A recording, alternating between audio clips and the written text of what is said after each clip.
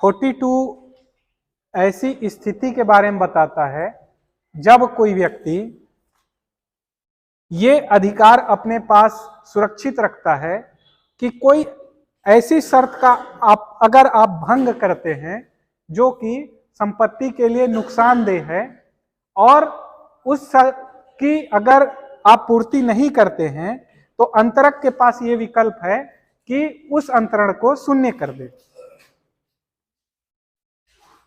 ठीक है, अगर कोई अंतरक किसी अंतरण को शून्य करने का पावर अपने पास रिजर्व करता है और यह कहता है कि इन परिस्थितियों में मैं इस अंतरण को शून्य कर सकता हूं और बाद में अगर उसने बिना कुछ कहे किसी अन्य व्यक्ति को प्रतिफल के साथ उस संपत्ति को दे दिया है या बेच दिया है तो यह माना जाएगा कि पहले वाले अंतरण के विकल्प का प्रयोग कर लिया गया है।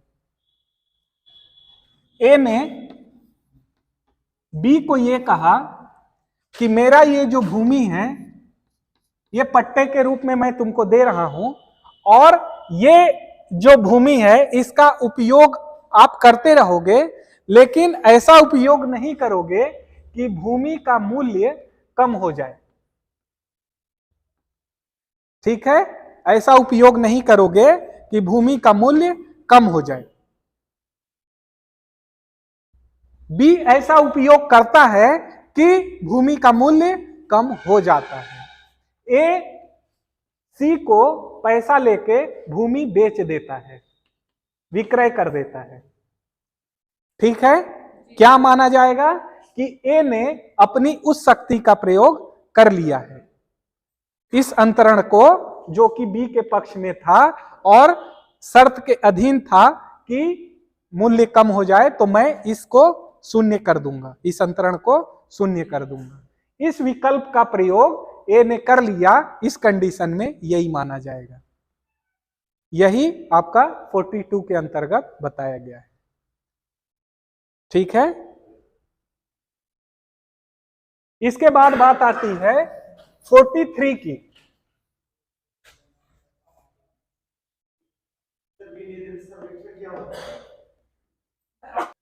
43 ऐसे कंडीशन के बारे में बात करता है कि एक व्यक्ति कपटपूर्वक या भूल से या गलत व्यपदेशन करता है।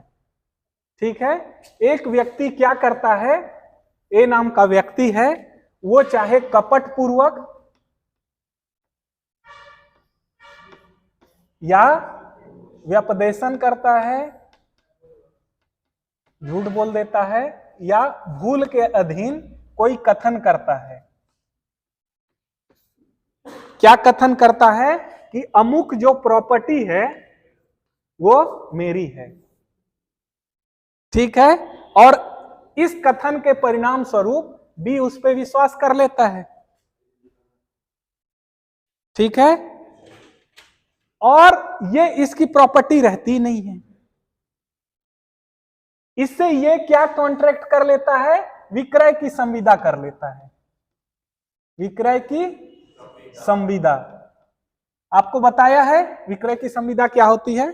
विक्रय से थोड़ी पहले वाली कंडीशन कि मैं ये आपको फला तिथि को या फला कीमत चुकाने पर मैं आपको ये संपत्ति दे दूंगा। विक्रय की संविदा किसने किया, ए और बी में। अभी ये इसके पास नहीं है, इसका बाप है जेड, ए का बाप है जेड। ठीक है, ये संपत्ति जेड की है। बाप मर जाता है, ए को मिल जाता है।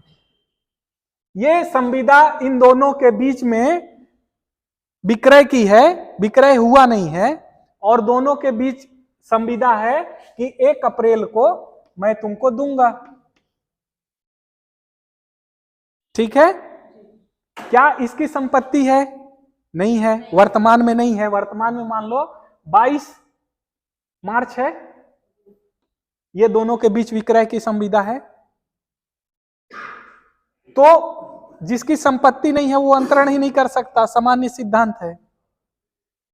ये इसका अपवाद है कि जो बाद में संपत्ति में हित अर्जित करता है और उसने क्या किया है, कपट पूर्वक, व्यपदेशन पूर्वक या भूल पूर्वक ये कथन किया है कि यह संपत्ति मेरी है, और इसके परिणाम स्वरूप किसी ने उस तथ्य पे विश्वास करके उससे संविदा कर ली है और बाद में इसको यह संपत्ति प्राप्त हो जाती है। जेड के मरने के बाद, जेड 23 को संविदा किया, 24 को जेड मर गया, ठीक है, और इसके पास संपत्ति चली गई। अब बी के पास अधिकार है, बी के विकल्प पे है ये नहीं कि बी को पालन करना ही पड़ेगा, बी के विकल्प पे है कि ये इसका पालन करवाए, ठीक है, समझ रहे हो। धारा 43 इतना ही बोलता है कि जो बाद में अगर कोई संपत्ति अर्जित करता है, अगर उसने पहले इस संपत्ति के संबंध में मिथ्या विपदेशन किया है, झूठ बोला है, कपट पूर्वक किसी को अंतरण करने की प्रस्थापना की है, तो बाद में अपने बात से मुकर नहीं सकता, क्योंकि ये ऐसा सिद्धांत विबंध का सिद्धांत है, ठीक है, कि आपने कोई कार्य करने के लिए किसी को उत्प्रेरित किया, उसने आपके बातों पे विश्वास करके वो कार्य किया, उस क्षेत्र में आगे बढ़ा, फिर आप मुकर नहीं सकते, ठीक है।